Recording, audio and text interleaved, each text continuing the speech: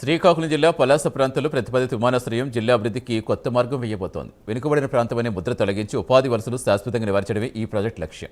భూసేకరణ పరిహార చెల్లింపుపై కేంద్ర పౌర విమానయాన శాఖ మంత్రి కింజరాపు రామ్మోహన్ నాయుడు ఉన్నత స్థాయిలో సమీక్షించారు.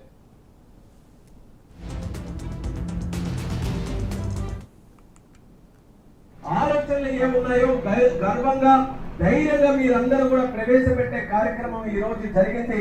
దానికి గౌరవించి మీరందరూ కూడా విచ్చేసినందుకు నా ధన్యవాదాలు తెలియజేసుకుంటున్నాను. అయితే ముఖ్యంగా మనం బిడిమి గ్రామంలో ఈ రోజు ఏర్పాటు చేసుకున్నాం. బిడిమన్ అంటే మొట్టమొదటిగా నాకు గుర్తొచ్చేది, నేను రాజకీయాల్లోకి వచ్చిన తర్వాత కూడా బిడిమన్ అంటే నేను అసోసియేట్ అయినటువంటి ఒక ముఖ్యమైనటువంటి వ్యక్తి జుత్తు జగన్ నాయకులు గారు. ఆయన కూడా మరొకసారి వేదిక ద్వారా నేను గుర్తు చేసుకుంటున్నాను.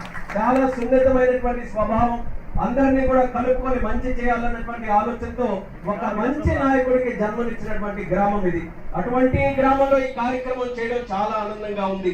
అయితే ఈ గ్రామంలో అందరూ కూడా మాట్లాడిన తర్వాత నేను తెలుసుకున్నది ఏంటంటే, ఇప్పుడే మీరు ఇచ్చినటువంటి కొబ్బరి నీళ్ళు కూడా నేను తాగాను, చాలా తీయగా ఉన్నాయి. నీళ్ళు ఎంత తీయగా ఉన్నాయో మీ మనసు కూడా అంతే తీయగా ఉన్నది కూడా తెలిసింది. కొంతమంది ఉన్నారు మొండితనంతో ఉన్నారు.